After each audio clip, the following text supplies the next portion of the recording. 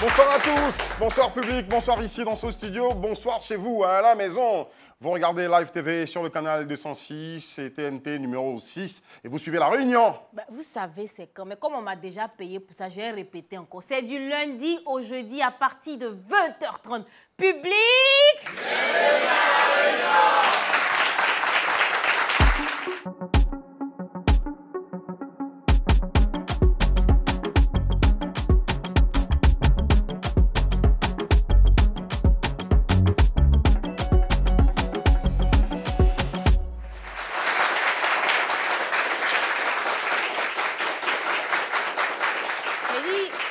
En général, je cherche à placer les mots, les bons mots pour reformuler la question.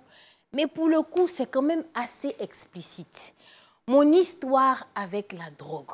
Donc, on va recevoir des personnes, je ne sais pas si j'ai dit des drogués. En tout cas, ils ont touché à ça. Mais pour connaître les conséquences, comment ils sont rentrés dans la drogue, comment ils sont sortis. Sortis de là.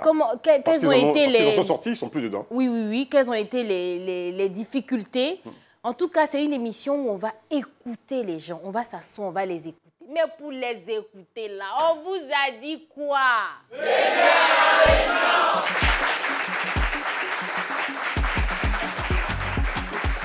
On n'est jamais très heureux de tomber dans ces choses qui sont néfastes pour la santé, pour la vie. Les gens tombent dedans, ils arrivent à en sortir quand même. Et c'est leur courage qu'on va louer aujourd'hui. C'est le fait qu'ils se soient libérés donc, des stupéfiants, de la drogue. C'est ça qui nous intéresse aujourd'hui. Et leur histoire, ils vont nous la raconter. Leur histoire avec la drogue. Et pour en parler, on a avec nous sur ce plateau Maurice de l'amour, épouse Okubo, que je vous demande d'applaudir.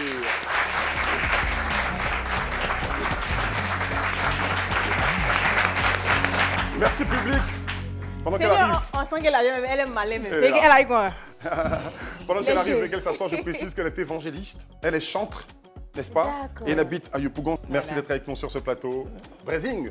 Elle n'est pas seule. Notre deuxième invité est technicien audiovisuel. On applaudit, j'espère que je prononce bien, Bobia Ange Nicodème.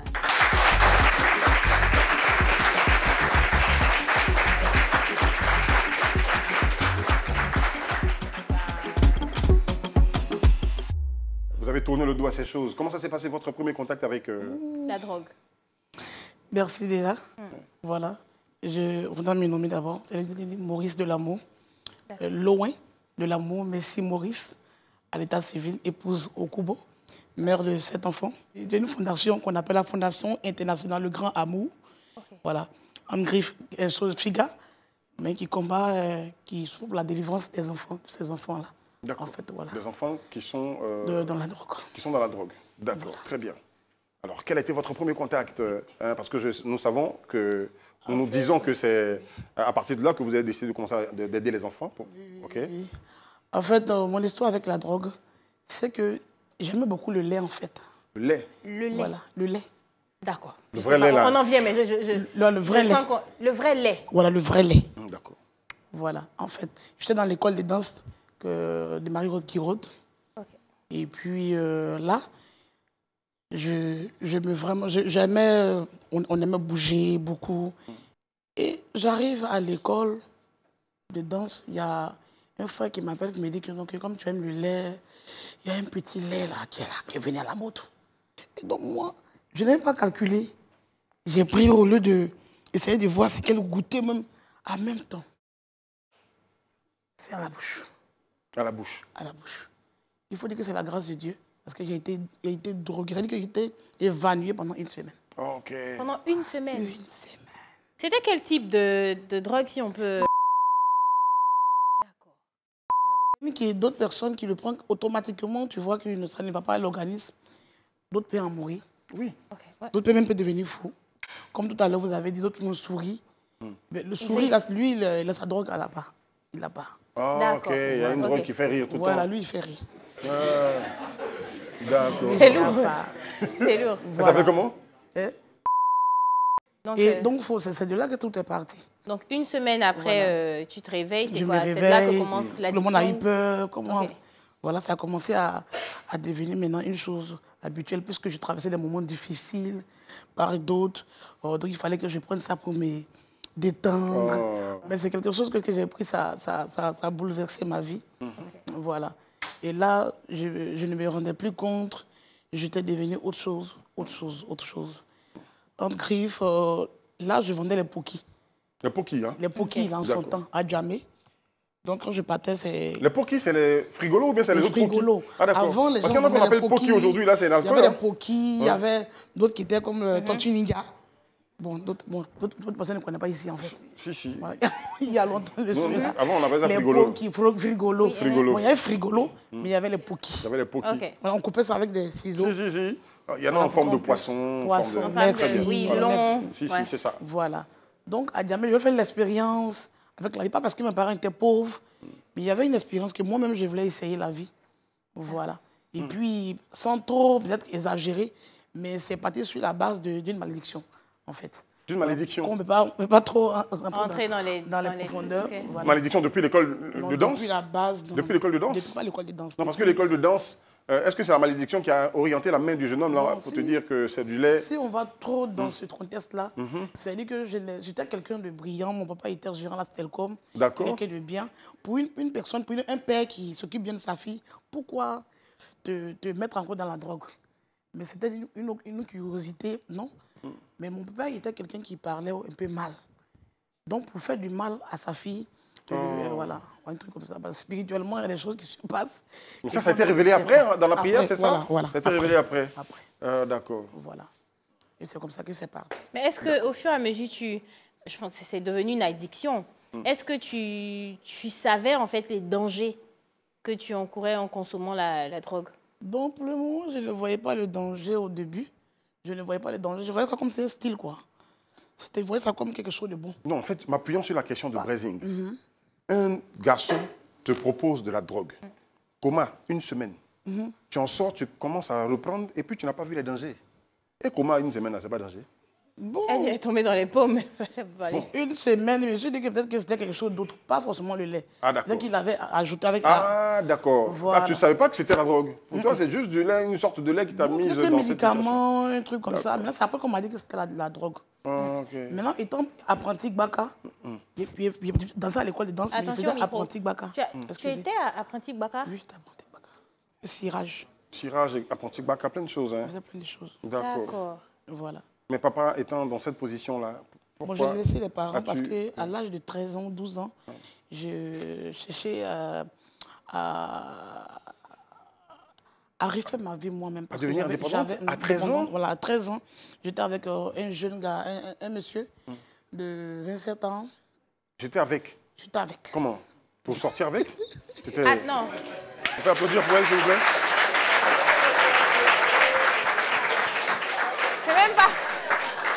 C'est même pas une pause, on va faire juste une passation de paroles. On va dire ça comme ça, de charge et tout. Pas de problème. Bon, ça c'est Nicodème. Nicodème, oui.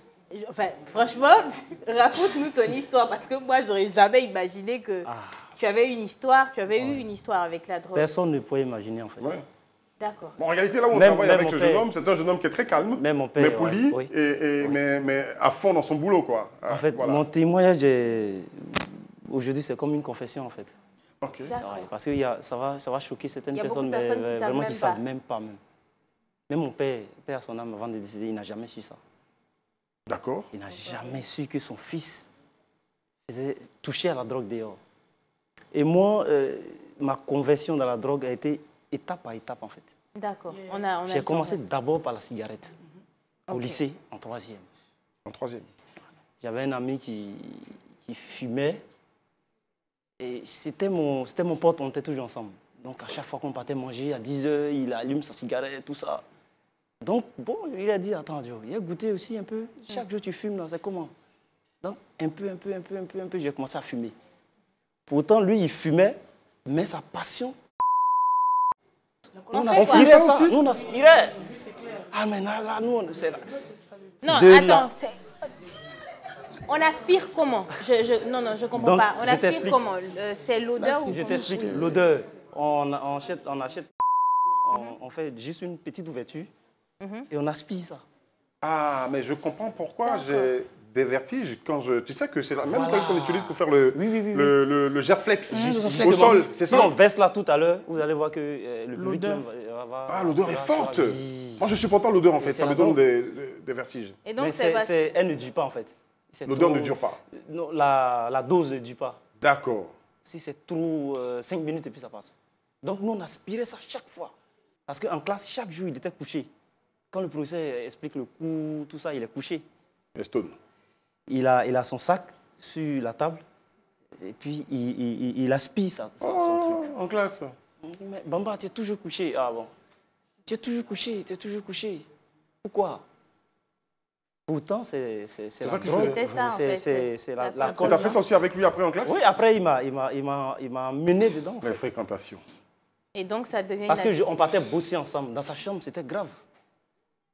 Il y avait toutes les boîtes. Et on disait aux parents qu'on partait bosser, on Mais s'enferme les dans sa parents chambre. n'ont même pas eu un petit doute sur Non, ça. Il n'y a non, pas ça eu va. de... Bon, pour lui, chez lui, Non, mais chez toi. déjà, les parents savaient que c'était un truand, c'était bon. Oui, on savait que lui, bon, c'était vraiment un homme. Pourquoi tu t'es attaché à lui alors?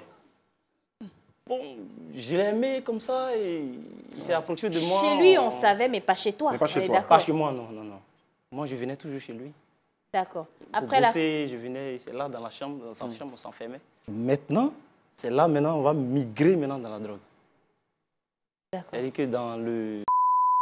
C'était qui vos fournisseurs? Là, c'est pas lui qui m'a mis dedans. C'est pas lui? Non. D'accord, c'est qui? C'est d'autres amis en vacances. D'accord. Parce que ça, c'était à l'intérieur. En vacances, on partait au village. Vu que je fumais déjà, je prenais donc, L'esprit était l'esprit était disposé. déjà, oui. Donc, arrivé là-bas, bon, il y avait... Et puis, j'étais le plus petit du groupe, en fait. Au village, quand on partait en vacances, Ok. on marchait en groupe, on partait... Ça, c'était à quel âge, on là? partait... Là, j'avais 18 ans. D'accord. D'accord. Là, j'avais 18 ans. Ouais. Donc, à chaque fois qu'on partait jouer, souvent on va au foot ou bien au village. Bon, quand on dit souvent il y a funérailles quelque part, on va, nous tous, on est vacanciers, là. On vient de la ville, on fait nos malins. Bon. Donc, j'étais le plus petit du groupe. Il y a un dedans qui disait toujours, oh, Diolu, là, un jour on va casser sa patte. Hein. Oh, petit là même, là, il pense qu'un jour on va casser ta patte, hein, petit. C'est trop bien, il faut qu'on casse ta patte. Et il dit, mais attends, casser patte. Casser Ça veut dire quoi? Quand je demande c'est quoi, et puis ils rient entre eux, ils rient. Ça rit plusieurs fois. Donc un jour, ils m'ont dit qu'aujourd'hui, là, Ils vont casser ta patte. On va casser ta patte. Moi, j'étais curieux même, j'étais pressé même pour voir qu'est-ce qui est casser Casser la patte, patte. c'est pressé. Parce qu'on se jouait les bandits, en fait. On se jouait les bandits, on est dans l'euphorie de l'âge, tout ça, bon. Donc, on va dans un kiosque. Il y a un gars qui était assis là, qui est toujours assis dans un kiosque. Moi, je ne savais pas, c'est ce jour-là, il a su que c'est ce qu'il vendait, en fait. Il est assis, il est toujours assis là. Lui, Kiosque à café, là, chez Aboki? Kiosque à café, oui, il ne mange pas, il est là, il est assis, il vient causer. Mais c'est un vendeur. Donc, il vient, le gars le plus âgé du groupe s'approche de lui, et puis il se salue là. Et puis, il a pris un truc. Il y a un échange. Oui, il a pris un truc. Puis il dit, bon, les gars, allons. Je dis, ok, allons. On prend le goudron. Il faisait nuit, c'était vers 22h. On prend le goudron, on va vers le noir, dans le noir, là. Il étale ça sur le goudron, on est assis. Il dit, asseyons-nous, il étale. Il dit, petit, tu connais ça? Je dis, non, c'est quoi? Il dit, on fume ça. Ça, c'est grand frère de la drogue. C'est Il le dit, grand ah bon? frère de la drogue. Il dit, ah bon? Ah, moi, j'étais pressé de toucher pour voir, en fait. Je savais pas. Donc, ils ont allumé. En allumant, ça faisait des... Ça pète, pac, quand ils allument, là. Les grains qui sont... Il y avait des grains, il a fait la râpe, tout ça. Il a enroulé, en fait, c'est ça? Il a enroulé, oui. Il a enroulé. Ça fait la râpe. Comme une Il a cigarette. enroulé, oui, comme une cigarette. Ouais. Et puis, il a bien fait. Donc, chacun a pris une et puis on a allumé. Puis, on fumait. Ah, c'est là que mon calvaire va commencer. Quand j'ai pris la première taf, la deuxième, j'ai commencé à tousser. J'ai toussé. Pendant près d'une heure, je toussais. Bon, je toussais. Mais malgré ça, je n'ai pas jeté. Hein. J'ai fumé Ça tout. continue quand même. Ouais. Non, mais attends. C'est ce qu'on appelle... Pardon, désolé. C'est ce qu'on appelle casser la patte, c'était ça? Ah oui, oui, oui. En fait, eux, dans le jargon, C'est casser la patte, c'est-à-dire que te faire goûter à la drogue. pour la première fois, en fait. Ouais, quand tu C'est-à-dire le premier jour que tu goûtes, on a cassé Quand tu finis de consommer, tu manges comme si ta pâte est cassée. En fait, c'est tout ça. Mais est-ce que tu peux casser ou lancer la pub? Bah, écoutez, cassons l'ambiance de drogue. Pour aller à la pub, on se retrouve dans un instant seulement.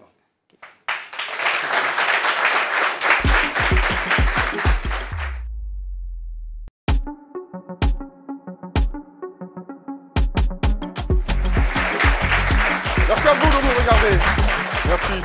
Merci public de nous regarder. Le sujet donc, dans cette émission, La Réunion, ce soir, c'est bien mon histoire avec la drogue. Et nous sommes avec Maurice Delamour, épouse Okubo, et puis avec Bobiange, Nicodème, qui sont avec nous et qui nous racontent leur histoire, leurs histoires avec la drogue. Nous étions avec Nicodème. Ouais. Nicodème, la première drogue après la a été le que tu as goûté la première fois avec une forte toux qui ne t'a pas lâché. Mais tu as continué quand même à consommer. Ouais. Quel agissement ou quel... le même jour. Le même jour. Quand on a fini, je n'ai même pas terminé pour moi. D'accord. Mais là, j'ai commencé à rire. Ah, ouais. Ah, d'accord. Donc... Moi, dans ma tête, je devenais fou. Sincèrement. Je devenais fou dans ma tête. Je n'imaginais pas ce qui m'arrivait, en fait. Je me dis, mais attends, je suis dans quoi? Parce que tu veux arrêter de rire, mais tu ne peux pas arrêter de rire. Je regarde tous les visages, ils me font rire. Ah oui?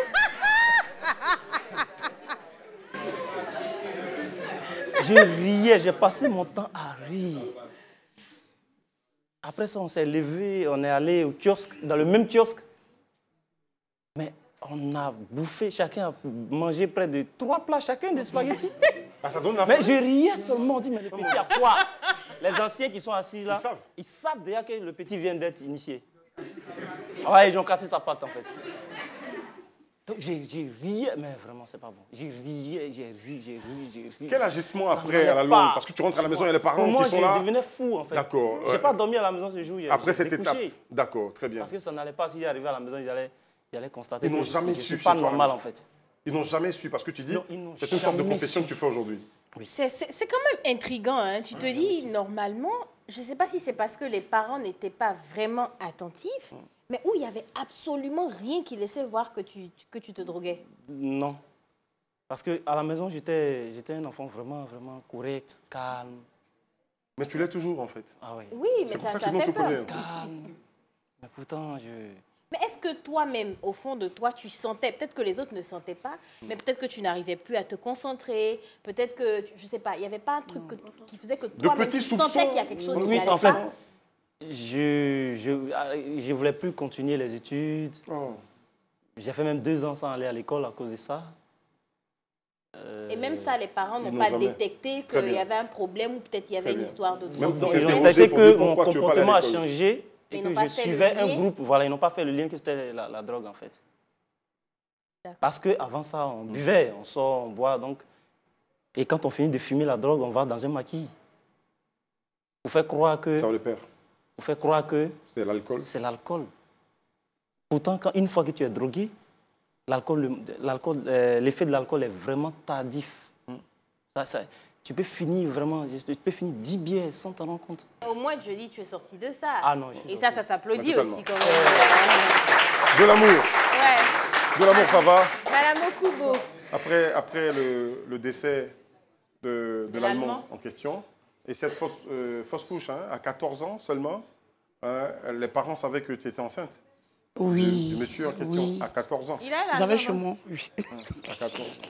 C'est là. Voilà, j'avais le... Tu comprends? D'accord. Ouais. Donc, c'est quand il décède que tu décides que ta vie bascule, tu ne veux plus vivre chez tes parents. Donc, bascule, en fait, j'avais une maison. Tu avais une maison? Il t'a laissé la maison? Duplex. J'avais chez moi. J'étais orgueilleuse. Oh. Voilà, je ne marchais pas avec des gens qui n'ont pas l'argent. Parce que j'étais impolie. Je faisais un genre. Voilà. Et les gens s'abaissent en bas de moi pour... C'est-à-dire qu'ils s'abaissaient pour que je puisse leur donner l'argent. À l'école, je soudouais mes camarades pour copier ma leçon. Parce que j'ai l'argent. Voilà. Je pouvais raser ma tête de là et puis laisser un côté fait des ragas. Voilà. En tout cas, je faisais ce que je Je voulais. faisais la pluie et le beau temps. Maman, Tranquille. merci. Il meurt. Tu pars. Comment je fais? Je n'ai plus d'argent. Et l'école qui va payer. Et tout est... Forcément, je lui ai dit, c'était quoi, 14 ans? 14 À ans, 14 15 ans, ans, 14 16 ans, ans, je bah parle. voilà, tu vois, on ne pense pas forcément Voilà. à économiser, à épargner l'argent, on n'a pas la Voilà, maturité voilà. nécessaire pour ça, quoi. Voilà. Donc les parents maintenant, parce c'est vrai qu'il était métis. Miko, sa maman était Annie, elle aussi elle était chose comme ça, métisse. Voilà. Donc, elle aussi doit venir prendre les biens de son fils, puisque l'enfant, il n'y a pas d'enfant.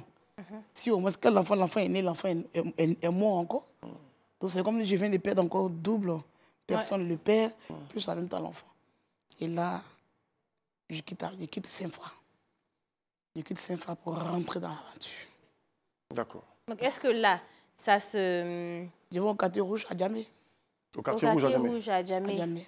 Est-ce que là, ça s'aggrave? C'est-à-dire, dans la drogue, encore, tu vas encore plus loin ou c'est là que tu arrêtes? Là, tu pars encore plus loin? Non, pas plus loin encore. D'accord. Je vais dire au niveau de Sobroko. Sobroko, il y avait les joueurs en son temps qui étaient à Sobroko. Et ils ont utilisé l'hôtel. Peut-être que l'hôtel a été vraiment une chose Sobroko. Voilà. Mais là, Sobroko est tombé.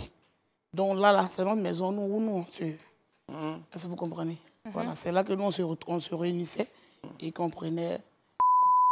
Donc là-bas, tu as retrouvé des amis qui étaient des amis, et puis je suis rentrée dans un style de Rastaman. Là aussi, c'est une autre giga, quoi. D'accord. Bon, là... quand tu vivais avec lui, tu consommais déjà, non? Ou c'est après? Avec le blanc? C'est après, lui, voilà, que tu as commencé à arriver à Sobroko, que tu as commencé à consommer. Quand il est mort, que la peine a fait que le jeune m'a proposé le lait. Voilà. Pas parce que j'avais ça déjà, non. C'est quand je l'ai mort que les peines pleurent et tout, c'est là qu'il m'a proposé le lait. Ah, d'accord. Donc en voulant oublier. Ok, donc c'est quand il est... D'accord, il n'y a pas de problème. Voilà. En fait, c'est là que je vais commencer, mais puis après, D'accord. Voilà, c'est un peu ça. D'accord. Donc, je vais à Boribana. À Boribana, maintenant, là-bas, c'est les Rastaman. Il faut qu'on puisse chanter, qu'on puisse prendre ça. Bon, là, j'étais choriste de Doumlaï en son temps, synonyme du volcan. C'était un groupe que j'ai connu à Djamé. D'accord. Un groupe de reggae. Groupe de reggae. D'accord. Voilà, le groupe s'appelle synonyme du volcan. Doumlaï. Voilà, Doumlaï. Ok. Donc, j'ai parti au cabane du bambou, Trècheville. On partait là. Et c'est là que, bon, là encore, c'était plus gâté encore. Oh. Quelle est l'histoire la plus terrible que tu as vécue avec la drogue? My God. On devait me livrer la drogue.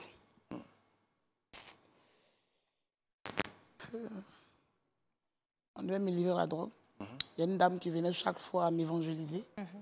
Me dit que le Seigneur t'aime. Et là, je ne l'écoutais pas, je l'insultais. Pour lui dire que va chez le blanc. Les blancs, là, il faut aller chez là. Moi, je ne sais pas, il n'y a pas suivi un blanc. Voilà. Et elle insistait tellement que je voulais me débarrasser d'elle. Et je pars l'accompagner à l'église, la cellule, pardon, plutôt. Et de la cellule, j'arrive là-bas, l'homme de Dieu me dit, je vois une personne ici qui a un problème, elle risque de mourir, arrête le monstre, arrête la drogue, sinon tu vas mourir. Bon, je me suis dit que dans le quartier, ils ont l'habitude de me voir d'une manière, parce que c'est vrai que je fais comme ça, mais j'ai un style. Donc, ce n'est pas une vraie révélation, en fait, comme tu as déjà vu, c'est ça? Moi, je ne prenais pas les révélations. Moi, ici, dans les IAI.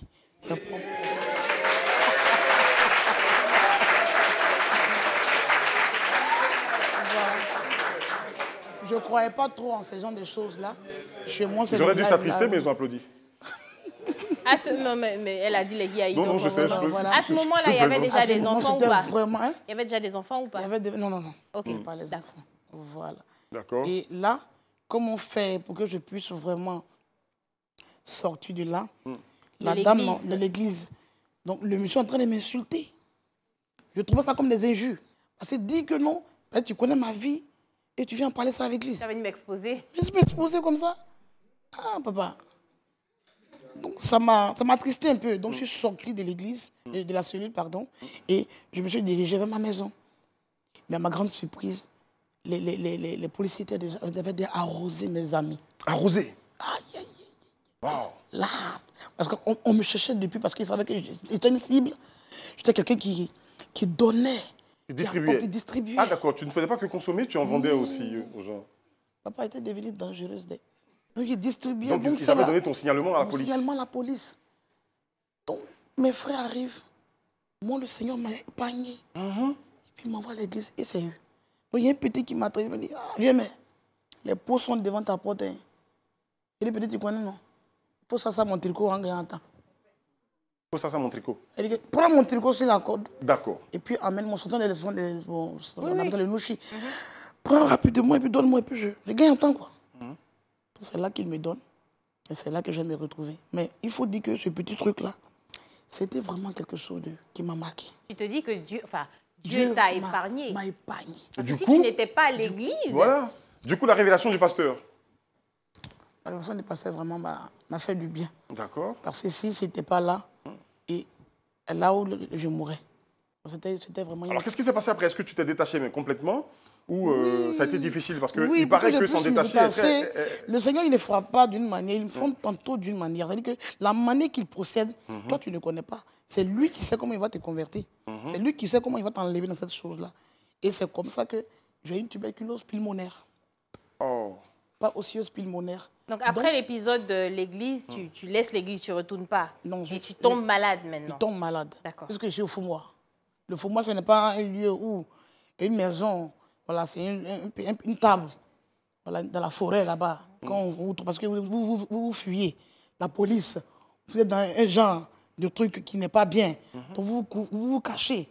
Donc c'est une table comme ça que les gens font. Et puis d'autres viennent à la livraison. Et d'autres aussi fument. Sont là. Vous dites que non, que vous êtes trop à l'aise. Vous dites que non, que vraiment c'est quelque chose qui va vous libérer. Ça ne vous libère pas. Voilà. C'est là maintenant que la tuberculose vient. Parce que dans le lieu où le lieu est très sale. Et là, j'ai la tuberculose. Et voilà, le Seigneur va me guérir. On applaudit pour elle, s'il vous plaît. Son histoire avec la drogue marquante et remarquable. Tu nous envoies la pub? Ben, la pub.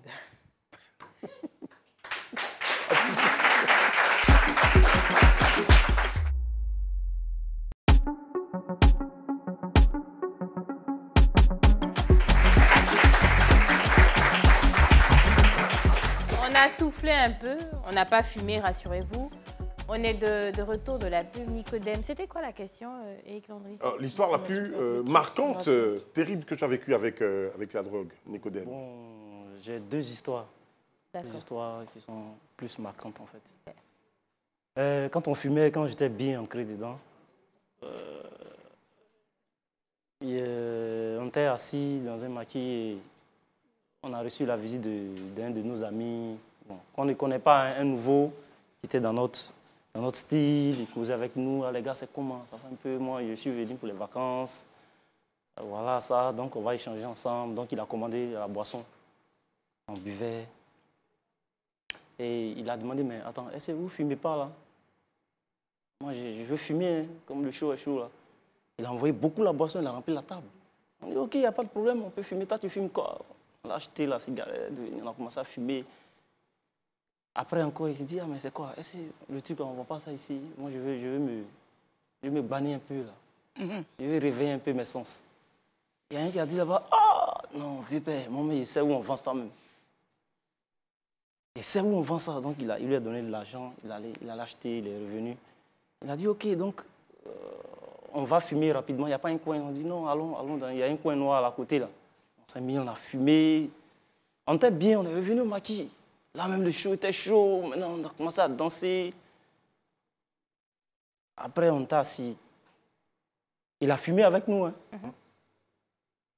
Et il a fait comme il se levait, il est sorti. Quand il est revenu, il avait déjà les mélottes. Il a ouvert déjà les mélottes. Donc quand il est venu, il a pris deux de nos gars sur le champ. C'est un gars de la PJ? Oui, c'était un gars de la PJ. Mais on ne pouvait pas imaginer parce qu'il a fumé avec nous. Il parlait la même chose comme nous. En tout cas, on ne pouvait pas imaginer que c'était un homme de la PJ. Donc quand il a mélotté les deux, il a enlevé son revolver. Ouais, il a dit attention. Et toi alors? Ah mais on s'est cherché. Aïe, non. Je ne peux jamais oublier ce jour. Je ne peux jamais oublier Et après ce ça, jour. tu as continué? Si, on ne pouvait pas laisser sur le champ. Après ça, on a continué. Maintenant, on a changé de stratégie. Parce que c'est des gens qui lui ont dit, certainement qu'il y a un groupe ici qui fume la drogue. D'accord. Bon, on nous connaissait pour ça, on nous remarquait, on nous connaissait. Donc maintenant, les deux amis menottés... Ils sont allés en prison. D'accord. Ils sont allés en prison. Après, ils sont revenus. Les parents ont payé, tout ça, et puis ils sont revenus. Mais là, après ça, ça, n'a on pas a été un changé de élément stratégie. Non, non. déclencheur. On a changé de stratégie. Maintenant... Ils vous ont rejoint encore, les amis. Le pire, c'est qu'on partait fumer maintenant dans le coin le plus sécurisé où on ne peut pas nous prendre. Chacun fait ses raps. Voilà. Là, j'étais devenu dangereux maintenant. Tu m'étonnes. Là, c'était un concours maintenant. Mais tu es faible. Non, moi, j'ai fini 3 grilles. Moi, j'ai fini 4 grilles. On faisait nos raps, on tapait, on fumait sur les tombes. Et puis, on va à partir de 18h. Un jour même, on s'est tapé. Parce qu'au début, quand on arrive, on cause. Au fur et à mesure qu'on fume, on devient calme. On commence à sciencer. Un moment, c'est calme. Chacun est comme ça. Wow. Ça dort.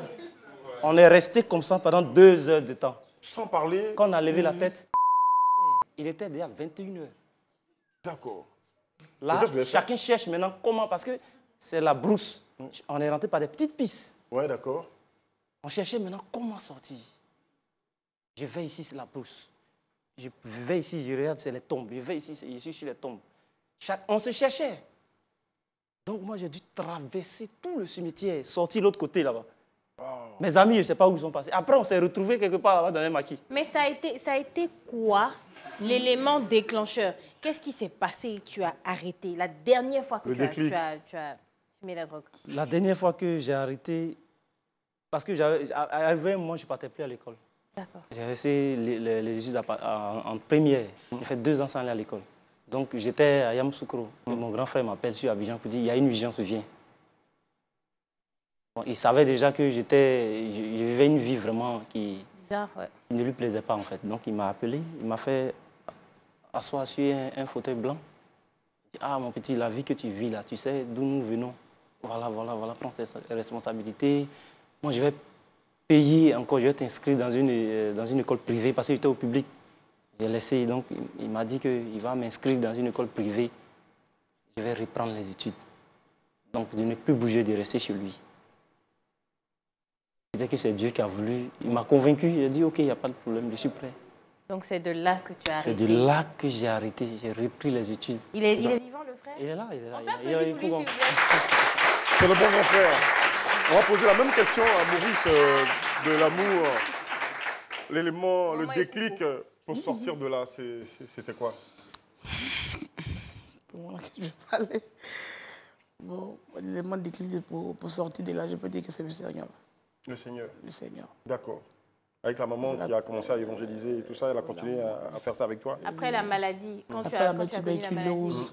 Et quand j'ai la cocaïne que j'avais, qu'on appelle ça, perdu la cocaïne, parce que les amis, là, on les a attrapés. D'accord. Il faut rembourser ta dette.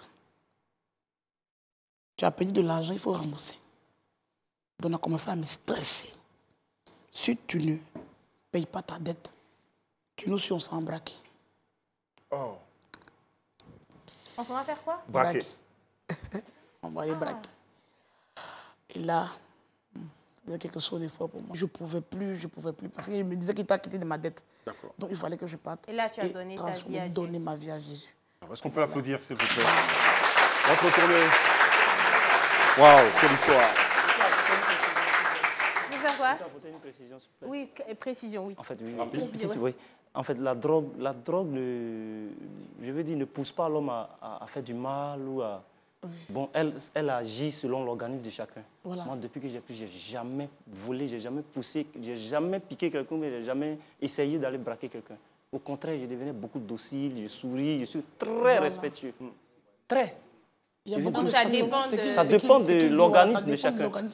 D'accord. Voilà, et la quand drogue tu es n'est pas drogué, forcément... tu es conscient que ce que tu fais n'est pas bon. Il y a beaucoup de types de drogues. Oui, il y a beaucoup. Voilà. Il y a des types de drogues, quand tu prends, apparemment, comme quand on tisse sur toi, tu ne sens pas. Oh. Quand on tisse sur toi, pourtant, tu ne peux pas savoir qu'ils ont tiré. Après, que tu peux ressentir. Et par contre, il y a des drogues où tu peux sauter ici. Tu as l'impression que là c'est trop petit. Wow. Tu vois ça? Tu vois que tu es fort en même temps. Tu as l'impression que je suis jolie. Ya. Tu veux te laver une semaine. Pendant une semaine, tu vas laver, tu dis, je suis beau. Et tu as l'impression que tout le monde te regarde. C'est mal joli. Ah, toi, mais tu connais. Tu dis, tu es bête de façon. La folie, quoi. Mais eux, ils ne peuvent pas savoir que c'est toi celui qui ressent. Tu te mets sur te dis, si je tombe, ils vont me soulever. La mort t'appelle comme ça. Donc voilà. Là, c'est là où on va vous poser des questions. Vous allez poser des questions autant pour moi ou parler partager des expériences vécues. Exactement. D'accord. C'est la partie. Dis-moi tout, on y va tout de suite.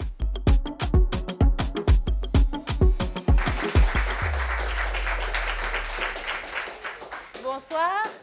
Soumaro, mademoiselle Soumaro, moi j'ai une question. Tata, j'aimerais savoir quelle est la sensation que vous ressentez quand vous voyez les enfants se droguer, consommer la drogue. Et la deuxième est, quelle sera votre réaction si vous voyez un jour votre fille ou bien l'un de vos enfants consommer la drogue, se comporter comme vous vous êtes comporté auparavant?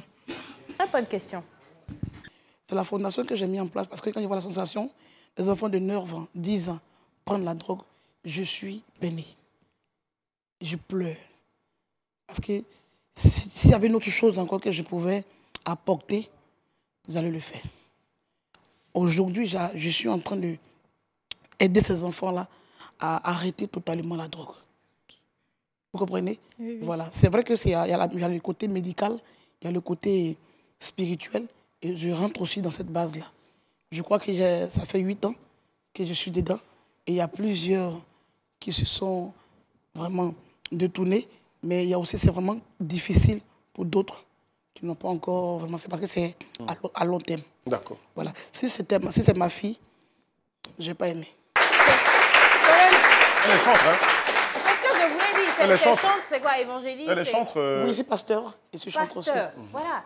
Vous comprenez, non? Je cause avec eux intimement. D'accord. Sans et puis, c'est difficile parce qu'il y a des enfants, une fois qu'ils rentrent dans la douche, ils durent. C'est là qu'il faut les marquer. Ils durent, ils ferment tous les petits trous d'en haut. Ils bougent ça. Parce que s'ils ne bougent pas, la famille va s'en. Mais tu connais. Ah, ils connaissent dans mon visage.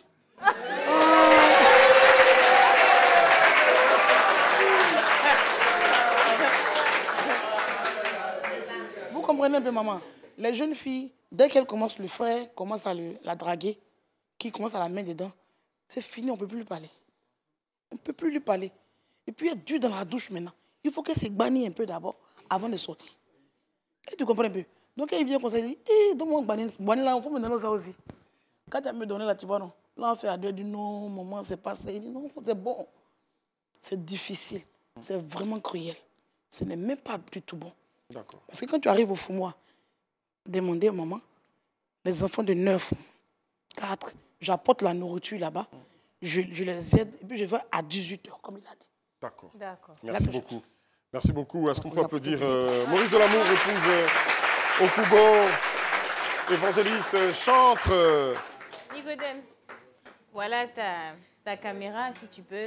Je pense qu'il y a beaucoup de personnes, tu ne peux même pas imaginer que ces personnes-là fument la drogue ou quoi que ce soit. Est-ce que tu peux regarder la caméra et puis donner ton mot de fin, un mot d'encouragement? Comme mot d'encouragement, je peux dire que de faire très attention, je dis à la jeunesse aujourd'hui, de faire très attention au choix de nos amitiés. 70% des jeunes aujourd'hui qui touchent la drogue provient de la mauvaise compagnie, en fait. Donc, faisons très attention au choix de nos amis. C'est par les amis que tout ça arrive, en fait. Donc, de faire très attention. D'accord. C'est ce que je peux dire. Très bien.